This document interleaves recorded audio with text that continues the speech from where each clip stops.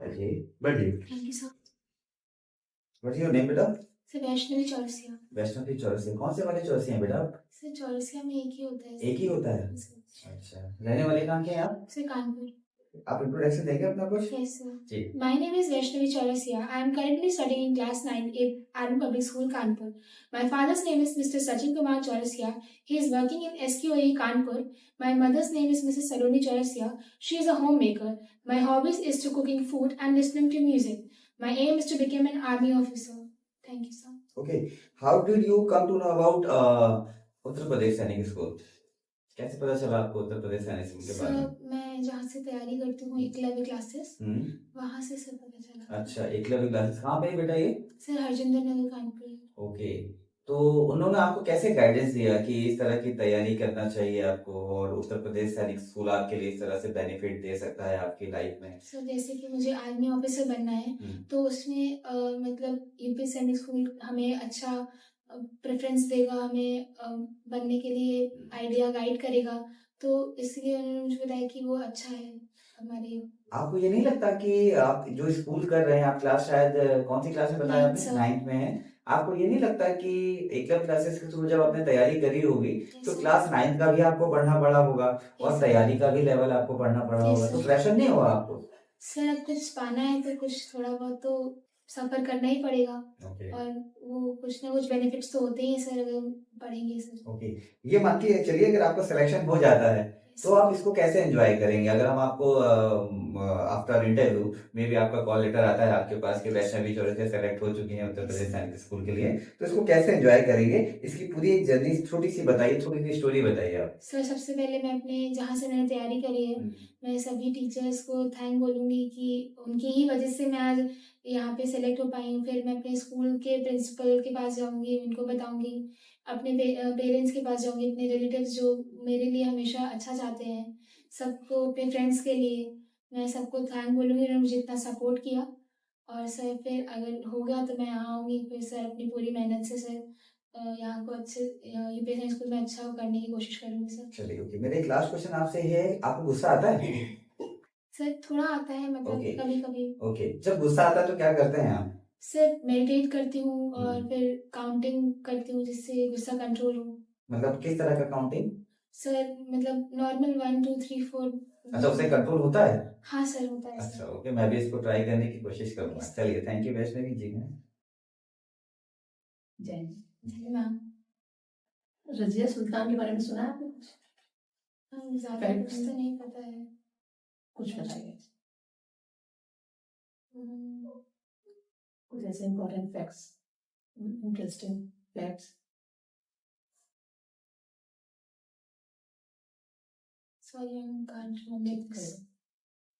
जो आदिवासीज थे yes ma'am. और उसमें स्टेज पे टाइप्स होता था, तो उसको कैसे रिलेट करते हैं आप वजरेशन में? मैम ये एक तरह से थोड़ा गलत है क्योंकि सभी कास्ट को और सभी लोगों को इक्वल ट्रीट करना चाहिए, चाहे फिर वो जैसे अभी हमारे उसमें सब अलग अलग कास्ट बना रखे हैं, जनरल, ओबीसी, एससी, एसटी, तो वो नहीं होना चाहिए। मेरे हिसाब से सबको इक्वल ट्रीटमेंट देना चाहिए क्योंकि सभी इंसान हैं, सबके लिए इक्वल सब कुछ सारे फैसिलिटीज़ होने चाहिए।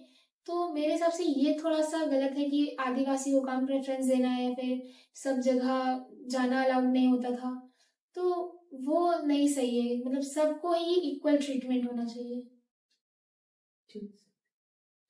वैष्णवी, आपने बताया था आपके फादर वर्किंग है SQAE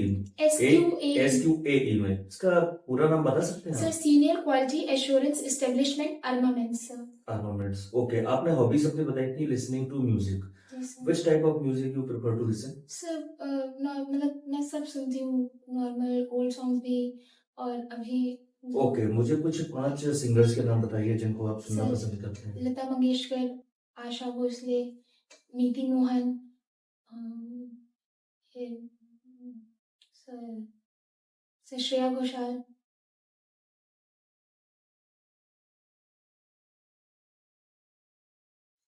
सर कुमार सानू। कुमार सानू। आपने ये जो 5 नाम बताए हैं, इनमें से एक सिंगर जो है वो भारत रत्न है। क्या आप उनका नाम बता सकते हैं? सर लता मंगेशकर। लता मंगेशकर, ओके। बेटा, आपने जैसे बोला है कि आपने एकलव्य क्लासेस से तैयारी करी हुई है, यस सर।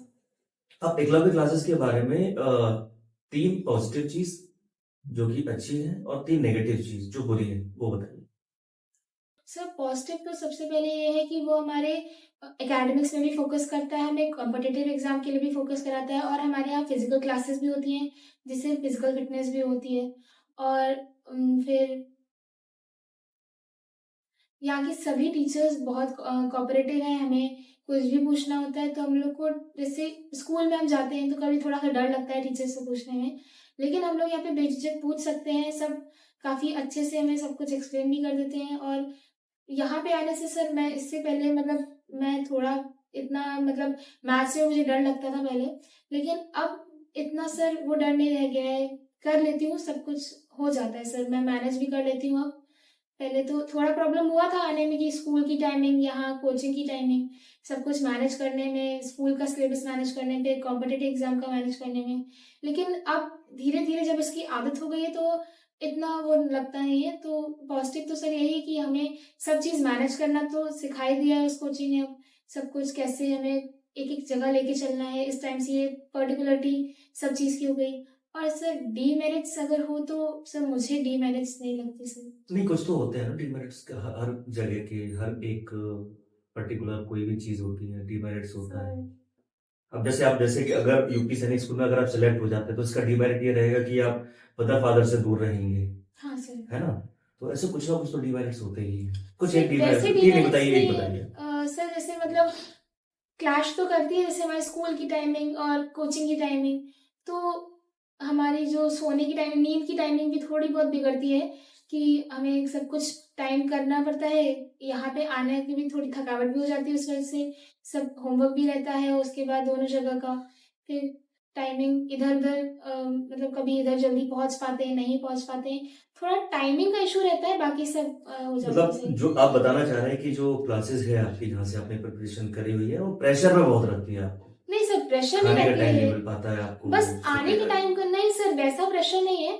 मुश्किल से आधे घंटे का ऊंच नीच वो टाइम रहता है। और प्रेशर भी सर अच्छा ही है, क्योंकि प्रेशर की वजह से ही आज यहाँ पे सर सिलेक्शन, अगर प्रेशर ना होता फिर सिलेक्शन भी ना होता सर। ओके बेटा, मैम ने एक अभी एक कैरेक्टर का नाम लिया हुआ था, एक पर्सनालिटी का नाम लिया था, रजिया सुल्तान। Yes sir. ये आपके सिलेबस में है। आप मुझे बता सकते हैं रजिया सुल्तान कौन से सब्जेक्ट से बिलोंग करते हैं? सर दिल्ली सुल्तानत। दिल्ली सल्तनत कौन सा सब्जेक्ट है बेटा ये? Sir history. History. Okay, over to sir. और बेटा, जैसे आपने इस सर को बताया कि आपको मैथ्स में पहले प्रॉब्लम आती थी, यस सर। आपने कोचिंग ज्वाइन करी, उसके बाद में आपको मैथ्स में इजी लगने लगा, तो क्या सर ने आपके साथ हेल्प कराई जिससे आपको वो सब्जेक्ट इजी लगने लगा? सर जैसे हमें एक एक जैसे हमारा होता है बेसिक से स्ट्रॉन्ग कराया सर, बेसिक फिर लॉर्ड्स फिर हॉट्स, एक एक क्वेश्चन को सर जब बेसिक से क्लियर होता है तो हम थोड़ा लॉर्ड्स भी कर पाते हैं, थोड़ा बहुत हमें हॉट्स में भी हेल्प हो जाती है। लेकिन अगर हम डायरेक्ट हॉट्स और लॉर्ड्स करेंगे तो फिर वो सर दिक्कत होता है। लेकिन हम सब कुछ अगर बेसिक से हमारा यहाँ पे करवाते हैं तो बेसिक भी होती है और हमारे लॉर्ड्स और हॉट्स में भी हेल्प होता है सर। ओके, आपका फेवरेट टॉपिक क्या है मैथ्स में? सर मैथ्स में सर हेरोन्स फॉर्मूला मुझे अच्छा लगता है सर, मैं उसको ओके, इजीली करती हूँ सर। उसका डेली लाइफ में क्या यूज है? सर डेली लाइफ में सर प्रॉपर एरिया को बताता है, वो डिफाइन करता है कि ट्राइंगल का एरिया। सर ज़्यादा कुछ तो मुझे उसके बारे में नहीं पता सर, उसको डेली लाइफ में कैसे यूज़ करना है। ओके, 5 चैप्टर्स प्रिपेयर हैं आपको एनसीईआरटी पे जो लिखे हुए हैं सीक्वेंस से? सर सीक्वेंस से sir number system, polynomial, coordinate geometry, linear equation into variable and introduction to Euclid's geometry. ये कोऑर्डिनेट ज्योमेट्री आपने पढ़ी होगी, इसमें एक एक्स कोऑर्डिनेट होता है, एक वाई कोऑर्डिनेट Yes, होता है। sir. एक्स कोऑर्डिनेट का दूसरा नेम क्या है? Sir abscissa. अच्छा, वाई कोऑर्डिनेट का? Sir ordinate. कोऑर्डिनेट। ओके बेटा, आपने लीनियर इक्वेशन टू वेरिएबल पढ़ा होगा। Yes sir. जी बेटा, ये फिगर ग्राफ में किस चीज को रिप्रेजेंट करता सर है? Cartesian plane. Cartesian plane Yes. को। ओके बेटा, लाइन की इक्वेशन क्या होती है? Sir a x plus b y plus c is equal to 0। Okay बेटा, आपने ऑक्सिम्स और पोस्टुलेट पढ़े होंगे यूक्लिड के।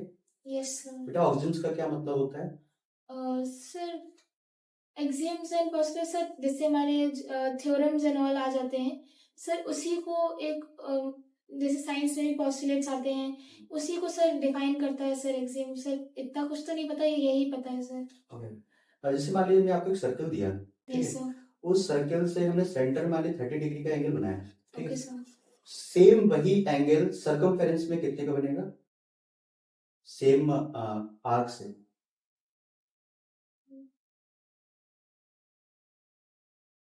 Sir I think 60 degree. 60 degree. कौन सी थ्योरम है ये? थ्योरम का नेम क्या है? Sir I don't know. आपको question? Hmm. Thank you. Thank you बेटा। Thank you. जय हिंद सर, जय हिंद मैम। जय।